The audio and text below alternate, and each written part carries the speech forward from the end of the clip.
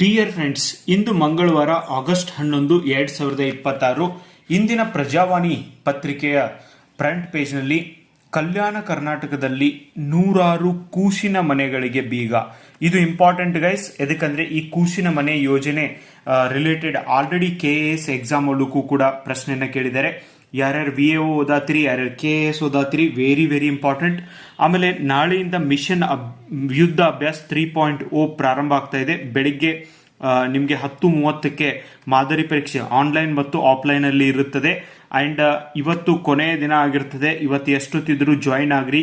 Kannambadi institute ಆ್ಯಪ್ನಲ್ಲಿ ನಾನು already ಯಾವ ಥರ ಜಾಯಿನ್ ಆಗಬೇಕು ಅಂತ ವಿಡಿಯೋ ಮಾಡಿದೆ. ಕೂಸಿನ ಮನೆ ಯೋಜನೆ, ಇದ್ರ ಬಗ್ಗೆ ನಾನು ನಿಮಗೆ ಡೀಟೇಲ್ ಆದಂಥ ಮಾಹಿತಿಯನ್ನು ಕೊಡ್ತೀನಿ. ಕೂಸಿನ ಮನೆ ಯೋಜನೆ ಅಂದ್ರೆ ಏನು? ಸೊ ಏನಿದೆ ಯೋಜನೆ? ಉದ್ಯೋಗ ಖಾತ್ರಿ ಅಂದ್ರೆ ಮನ್ರೇಗಾ ಅಂತಿತ್ಲ ಯೋಜನೆ ಅಡಿಯಲ್ಲಿ ಮಹಿಳೆಯರನ್ನು ಕೆಲಸ ಮಾಡ್ಲಿಕ್ಕೆ ಬರ್ತಿದ್ರ ಮಹಿಳಾ ಕಾರ್ಮಿಕರು. ಸೊ ಅವರ ಮಕ್ಕಳ ಆರೈಕೆಗಾಗಿ ರಾಜ್ಯ ಸರ್ಕಾರ ಯಾವಾಗ ಪ್ರಾರಂಭಿಸಿತಿ? 2023ರಲ್ಲಿ. ಒಂದೇದು ಏನು ಕಾರಣ, ಉದ್ದೇಶ ಏನು, ಯಾವ ವರ್ಷ ಸ್ಥಾಪನೆ ಆಯಿತು ಅನ್ನೋದು ಇಂಪಾರ್ಟೆಂಟ್. ಕೂಸಿನ ಮನೆಗಳನ್ನ ಆರಂಭಿಸಿತು. ನೀವಿಲ್ಲಿ ನೋಡ್ಬೋದು, ಈ ಒಂದೊಂದು ಈ ಪ್ಲೇಸ್ ಇರ್ತಾವಲ್ಲ, ಈ ನರೇಗಾ ವರ್ಕರ್ಸ್ ಕೆಲಸ ಮಾಡೋದು ಇಲ್ಲಿದೆ ನೋಡಿ. ಶಿಶು ಪಾಲನಾ ಕೇಂದ್ರ, ಕೂಸಿನ ಮನೆ ಅಂತ ಹೇಳಿ ಬರ್ದಿದ್ದಿದೆ ನೋಡಿ. ಓಕೆ, ಈ ತರ ಚಿತ್ರ ಎಲ್ಲ ಬಿಡಿಸಿರ್ತಾರೆ.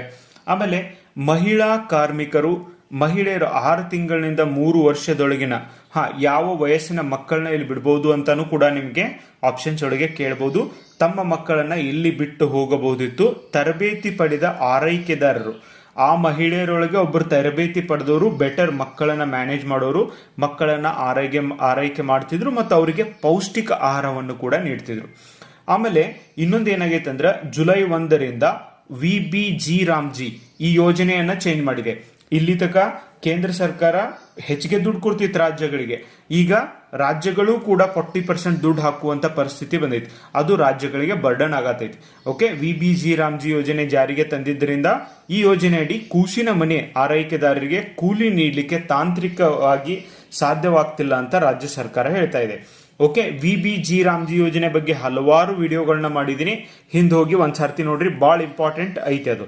ನೆಕ್ಸ್ಟ್, ಕೆಲಸದ ಚೀಟಿ. ಯಾರ್ಯಾರ ಹತ್ರ ಕೆಲಸದ ಚೀಟಿ ಐತ್ಲ ಮಹಿಳೆಯರ ಹತ್ರ, ಅವರಿಗೆಲ್ಲ ಕೂಸಿನ ಮನೆಯ ಆರೈಕೆದಾರನ್ನಾಗಿ ನೇಮಿಸಲಾಗ್ತಾ ಇತ್ತು. ಆಮೇಲೆ ಹಣಕಾಸು ಆಯೋಗದ ಒಂದು ರೆಕಮೆಂಡೇಶನ್ ಮೇಲೆ ಈ ಅನುದಾನವನ್ನು ಕೂಡ ಕಡಿತಗೊಳಿಸಲಾಗೈತಿ. ಹಿಂಗಾಗಿ ಕಲ್ಯಾಣ ಕರ್ನಾಟಕದ ರೀಜನ್ ಒಳಗೆ ಒಟ್ಟು 127 ಮನೆಗಳಿಗೆ ಬೀಗ ಹಾಕಲಾಗೈತಿ. ಕೇವಲ 66 ಮನೆಗಳು ಮಾತ್ರ ಕಾರ್ಯನಿರ್ವಹಿಸುತ್ತಿವೆ. ಅದರೊಳಗೂ ಬೀಗ ಹಾಕಿದ್ರಲ್ಲಿ ಈ 7 ಜಿಲ್ಲೆಗಳಲ್ಲಿ ವಿಜಯನಗರದಲ್ಲಿ ಅತಿ ಹೆಚ್ಚಿದವೆ, ಕಲ್ಯಾಣ ಕರ್ನಾಟಕದ ಭಾಗದಲ್ಲಿ.